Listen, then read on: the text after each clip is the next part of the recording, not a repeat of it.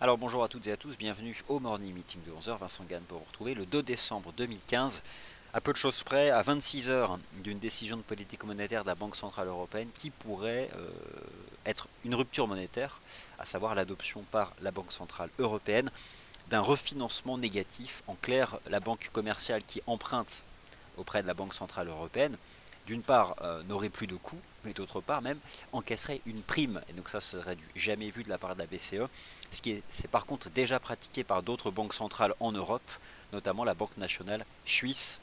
C'est d'ailleurs pour cette raison que le franc sous-performe l'euro, et d'ailleurs l'euro CHF progresse. C'est d'ailleurs une des rares paires en euros à avoir progressé ces dernières semaines, tout simplement parce que l'USD CHF monte plus rapidement que la baisse du taux de change euro-dollar.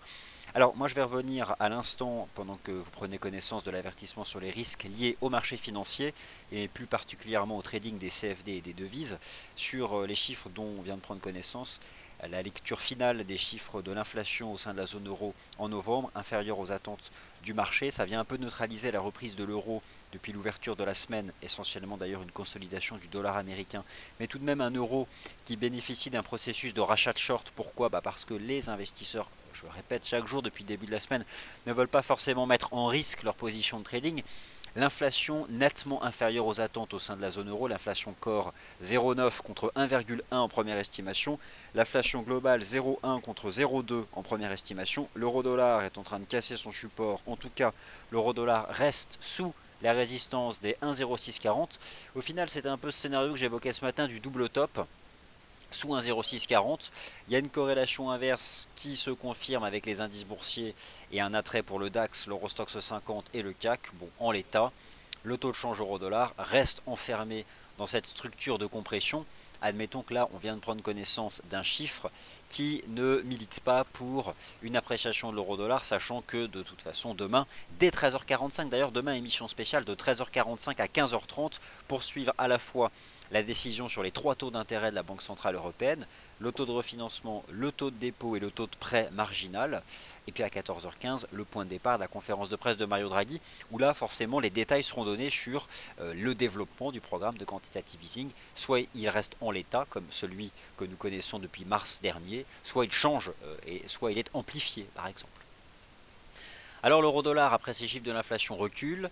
Pour l'instant, nous ne sommes pas dans un scénario de double top sous 1,0640, mais en l'état, le marché reste sous résistance. Et si nous avons une cassure H1 des 1,0607, c'est la ligne de coup, ce marché peut retomber vers 1,0560, avec forcément un petit coup de pouce qui viendrait donc de l'enquête ADP attendue cet après-midi et qui peut soutenir le dollar américain, qui peut mettre un terme à la consolidation du dollar US. Alors je commence par les indices boursiers et comme d'habitude, le fameux Eurostoxx 50 qui me guide pour le DAX. L'Eurostoxx 50 sur lequel je garde un biais positif avant la Banque Centrale Européenne au-dessus des 3470 points, le niveau que tous les investisseurs internationaux, les traders internationaux des actions, des contrats à terme indices boursiers européens, ils traitent surtout l'Eurostoxx 50. Tout ça pour dire que si vous tradez le DAX, vous pouvez optimiser vos niveaux de trading en utilisant ceux de l'Eurostoxx 50. Et en clair, si par exemple l'Eurostoxx 50 est sur le support des 3470 et que vous ne voyez pas à ce moment-là de support sur le DAX, c'est qu'en réalité le DAX pourrait malgré tout rebondir.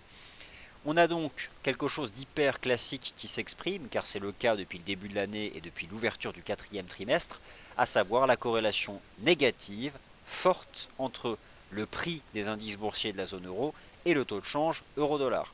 Vous avez dans ce triptyque au centre l'euro-dollar qui casse un support et qui valide donc potentiellement un double top sous les 1,0639 dollars en cassant le support des 1,0607 dollars et donc mécaniquement l'Eurostoxx 50 qui lui est soutenu et forcément le DAX qui lui rebondit aussi. Le DAX qui eh bien, a encore tout à l'heure testé pile poil les 11 240, c'est assez surprenant mais pile poil. Voilà, pile poil 11 240, donc voilà, je vous mets côte à côte l'Eurostoxx 50 et les 3470, le DAX et les 11 240, c'est de toute façon les deux seuls niveaux à retenir, c'est haussier, ça rebondit. Sylvain est content, j'imagine qu'il vous a lui aussi parlé donc des 11 240 pour acheter le DAX qui monte. Et de toute façon, la réflexion qu'on se faisait, c'est autant l'incertitude est forte sur le marché des changes, parce qu'on ne sait pas comment les investisseurs vont évoluer sur l'euro-dollar, parce qu'ils peuvent vouloir sécuriser des gains, même si demain la BCE est hyper baissière. Par contre, si demain la BCE est stimulante, et si d'autre part il y a un ensemble mitigé du point de vue des statuts S, eh bien cela soutient avant tout les marchés actions. Et j'ai même le sentiment que les places boursières américaines pourraient inscrire de nouveaux sommets historiques. Il y a potentiellement des structures en V-bottom hein, sur le SP500, le Nasdaq 100 ou le Dow Jones. J'en parlerai cet après-midi. Dans tous les cas, voilà donc quelque chose de limpide qui s'exprime. Cassure du support sur l'euro-dollar, cassure du support à 1,0616 $, et donc eh bien, concrètement un taux de change euro-dollar qui continue d'évoluer dans son biseau et qui rejette depuis la partie haute du biseau, double top sous 1,0640. Et donc le marché bien retombe, cassure, et ça retombe, et donc là clairement l'euro-dollar, dans le sens de la tendance, devrait retomber en direction des 1,0560. Parce que là, franchement, les chiffres de l'inflation, ils sont pas bons hein, au sein de la zone euro, c'est un fait. En tout cas, ça va renforcer les spéculations quant à l'adoption par la Banque Centrale Européenne d'un taux de refinancement négatif, actuellement établi à 0,05%. Dites-vous bien que c'est du jamais vu, ça n'a jamais été fait par la Banque Centrale Européenne d'adopter un taux de refinancement négatif. Donc l'euro-dollar c'est short, cassure du support. On a probablement une nouvelle résistance à 1,0607 $. Et l'idée c'est de revenir chercher les 1,0570. 1,0570 sur l'euro-dollar. Donc l'Eurostoxx 50 c'est haussier, le CAC c'est haussier, le DAX c'est haussier. Le CAC rebondit lui sur un support à 4900 points. Peut-il franchir les 5000 points avec la BCE? C'est tout à fait possible. Alors, ne vous inquiétez pas de la décorrélation à court terme euro-dollar 11 d'or. Sans surprise, c'est l'euro qui est concerné là par les chiffres de l'inflation. Ce n'est pas un rebond du dollar américain, mais bel et bien un euro qui baisse face à un panier de devises. Parce que ce sont des chiffres macroéconomiques qui concernent le cœur de la zone euro. Et donc, l'euro-dollar, c'est short, chers auditeurs. Moi je vais être bref puisque j'ai couvert un certain nombre de choses ce matin dans le Good Morning Euro-Dollar.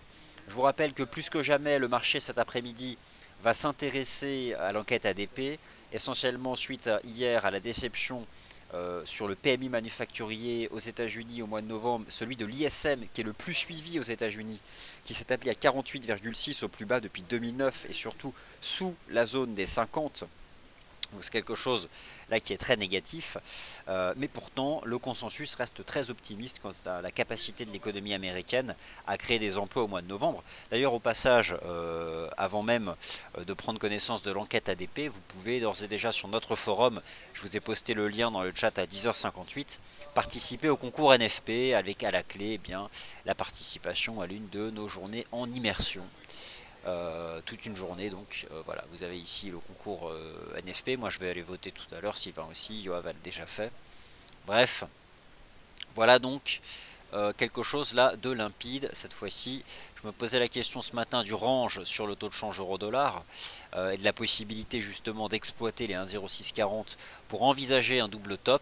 Bon là c'est fait, on a le double top qui se matérialise et donc du fait de la corrélation inverse, cela soutient les actions de la zone euro.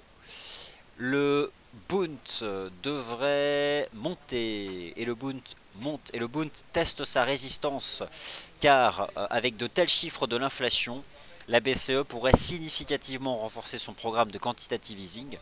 Le Bund teste un seuil décisif à 158,73. S'il le dépasse, il peut rejoindre ses sommets historiques qui sont entre 160 et 160,70. Dans tous les cas, c'est vrai qu'on pourrait voir ici sur le Bund une espèce de structure en V-bottom hyper impulsive. Et c'est clair que si le Bund cassait la résistance des 158,73, là il pourra accélérer. Ne soyez pas étonnés de voir le Bund monter avec le DAX, le CAC et l'Eurostoxx 50. Pourquoi ?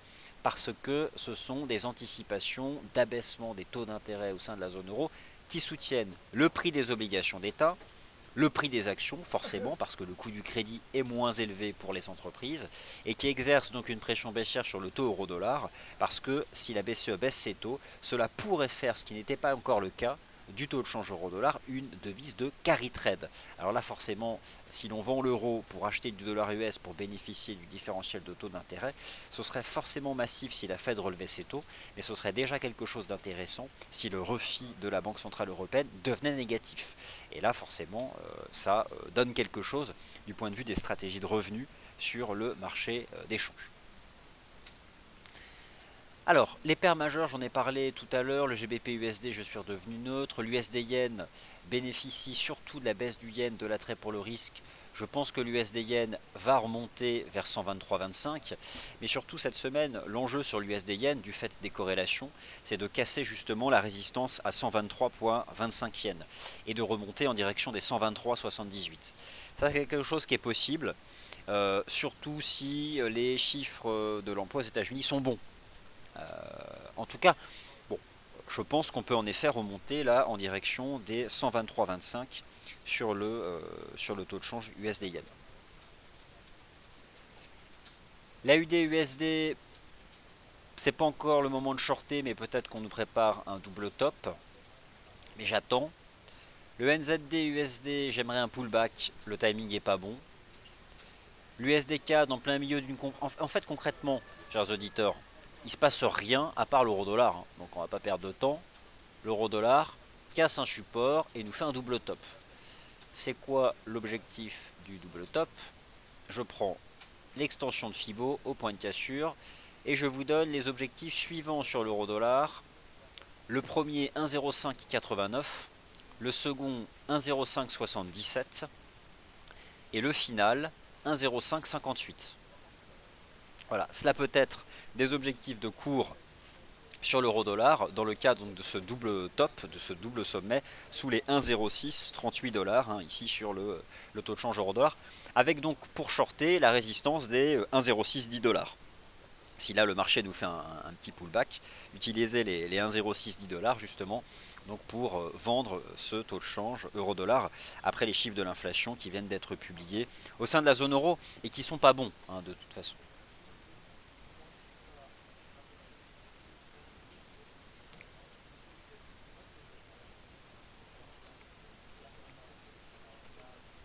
Alors, je regarde les questions. Et donc, question de Kerzelen, la UD-Yen. Donc, j'imagine que là, c'est un peu la Kerzelen qui, chaque jour, évoque la UD-Yen et qui, j'imagine, est dans le bon sens. La dernière fois que nous avons parlé ensemble de la UD-Yen, c'était hier à la cassure des 89,16. C'est donc un signal d'achat, ça s'est confirmé. Je vise toujours un retour en direction de cette ligne de tendance qui attrape tous les sommets, et je vais l'ajuster précisément sur le dernier top. Donc je pense que la UD-Yen en plus, là il s'attaque à ce seuil mais ça ne devrait pas trop le gêner. On a dépassé 90, on devrait bien aller chercher 91 sur la UD-Yen. Aucune divergence, tendance haussière parfaitement linéaire depuis la cassure des 89,16. L'idée, cher Kerzelen, c'est de tenir le long tant que cette ligne de tendance tient. Vous pouvez vous mettre en H4 ou en H1 et vous attrapez le canal haussier qui est un peu le guide chartiste du momentum du marché. Momentum, je répète chaque jour, hein, l'angle de la tendance, sa pente, sa dérivée première pour les fans de maths. Bref, c'est haussier, c'est de manière générale les paires en yen qui progressent, le yen qui est vendu, l'attrait pour le risque, l'euro-dollar qui casse un support, les marchés boursiers qui tiennent des supports et notamment les 3470 de l'Eurostoxx 50, les 11240 du DAX. L'euro-dollar, c'est short, objectif 1,0577. Alors, des questions nombreuses et variées. Tout d'abord sur le GBP Yen et de Kerzelen à nouveau. Et donc le GBP Yen qui lui ne s'aligne pas sur les autres paires en Yen, le GBP Yen qui souffre avant tout du repli de la livre sterling et le GBP Yen qui n'a pas cassé la résistance à 185,88 et qui reste dans un range. Le seul niveau qui m'intéressait la semaine dernière sur le GBP Yen, c'était ce fort support ici à 184,30. Le marché a rebondi, a tenté de casser 185,80, n'y parvient pas, se replie violemment. On teste cette ligne de tendance. On est au niveau de la médiane du range.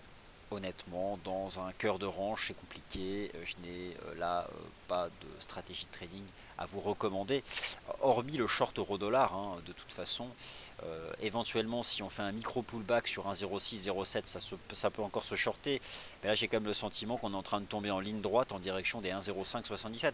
Ce que je vous ai proposé sur ce graphique 15 minutes de l'euro-dollar, ce sont les expansions de Fibonacci qui vous proposent les objectifs théoriques du double top. Et donc 1,0589, 1,0577 et 1,0558. C'est décidément baissier. C'est propre et en plus on rejette dans la partie haute de ce vaste biseau. Bon, on sent là hein, que n'a pas perdu le nord hein, sur l'euro-dollar, ça reste hautement baissier et c'est pas le dollar qui monte, hein, chers auditeurs, c'est l'euro là qui se fait massivement shorter après ces chiffres de l'inflation très décevants. Alors l'US dollar index progresse parce que l'euro-dollar représente 25% de son calcul. Mais lorsque vous regardez les paires qui ont en devise principale le dollar, elles ne montent pas. Mais ça pourrait changer avec l'ADP s'il était solide. Question sur le GBP AUD.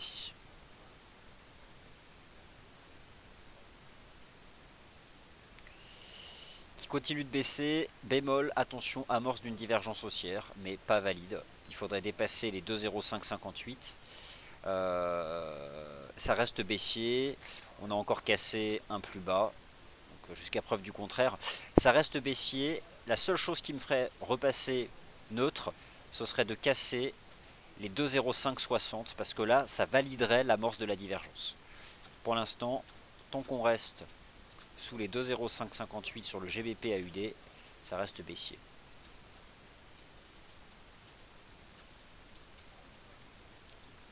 Ah, l'euro-dollar, c'est vraiment propre. Hein. Ah, j'avoue ce matin, hein, dans le Good Morning Euro Dollar, j'évoquais le double top, mais j'étais pas assez incisif, j'étais méfiant. Mais c'est vrai qu'au fond, le timing était juste presque parfait ce matin pour ce scénario du double top. Lorsque je parle d'un timing parfait, c'était surtout que pour gérer son risque, il n'y avait même pas 10 pips, puisque le stop, fallait juste le mettre au-dessus des 1,0640. C'est toujours facile après coup, c'est un fait. Maintenant, je m'adresse à ceux qui sont dans la tendance en vous proposant ces objectifs théoriques. Alors Fifi, non, la UD ne s'achète pas maintenant, puisque les signaux d'achat sont donnés depuis belle lurette, et notamment avant-hier à la cassure des 89,16. Donc là, non, c'est beaucoup trop tard. Kerzelen nous en parle hein, régulièrement ces dernières séances. En étant dans le sens de la tendance, je pense qu'on peut en effet viser plus haut maintenant.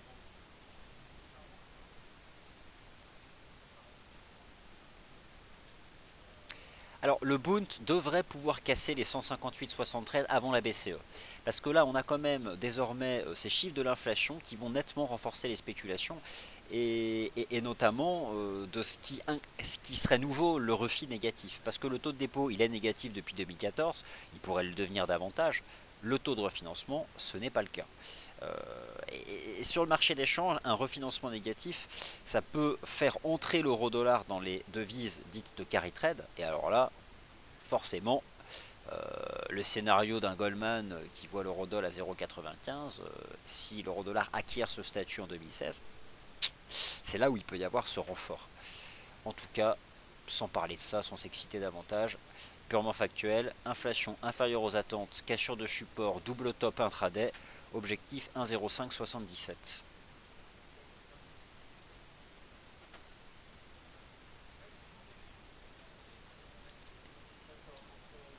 Alors, n'oubliez pas le concours NFP, vous êtes nombreuses et nombreux à participer au concours de trading FXM.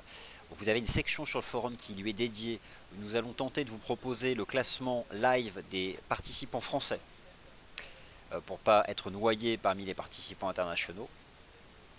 Donc voilà, ça c'est quelque chose. La section a été créée, mais dès qu'on peut vous proposer le classement live des Français, je vous le montrerai. Quelle est aujourd'hui la meilleure paire en dollars si l'enquête ADP est bonne? Franchement, l'USD Yen. C'est l'attrait pour le risque, c'est soutenu par un JPY sous pression. L'USD Yen, si l'enquête ADP est bonne, c'est lui qui peut casser des résistances. Le DAX, bah écoutez, on a rebondi sur 11 240. Le timing était parfait tout à l'heure. Vous deviez être d'ailleurs avec Sylvain, je pense, dans le rendez-vous des scalpers. Le support est là hein, et on l'a testé tout à l'heure. Hein. On l'a testé tout à l'heure entre 10h et 11h. 11 240, pile poil. On a fait un plus bas à 11 240. Voilà, donc ça s'invente pas. Et là par contre on revient au contact d'un objectif de cours. Voilà, 11 323 pour ceux qui ont acheté 11 240 pour prendre leur bénéfice. Attention, ça ne shorte pas, hein. 11 325 ça peut être dépassé. Et si on franchit 11 325, on remonte à 11 400. Parce que si je parle d'un double top sur l'euro-dollar, vous n'avez pas l'impression que ça fait double bottom sur le DAX en H1? Et si ça fait double bottom sur le DAX en H1, on peut en effet remonter à 11 400.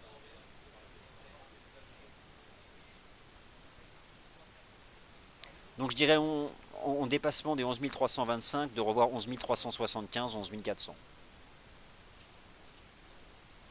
Et ça c'est un euro-dollar qui casse un 0,577 et qui retombe à un 0,558. Bon, en tout cas, en cette matinée européenne, pour faire simple, c'est l'euro qui bouge. Et du fait des corrélations de la vol réalisée sur les indices boursiers européens, c'est là où il faut être.